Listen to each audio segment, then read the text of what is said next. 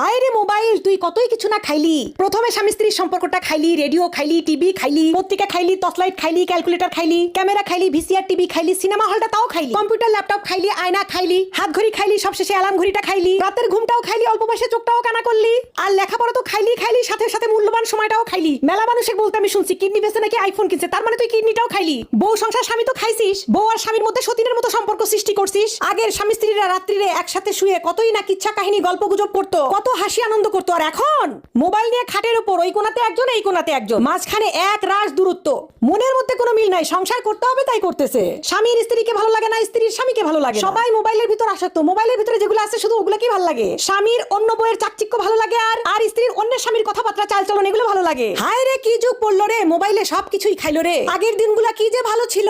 আগে স্বামী স্ত্রীর সম্পর্ক দেখলে বুক ভরে যেত। আমাদের নানি দাদিরা যে আছে তাদের ভালোবাসা দেখলে এখনো মনটা ভরে যায়। আর আমাদের মধ্যে খালি মারামারি ফাটা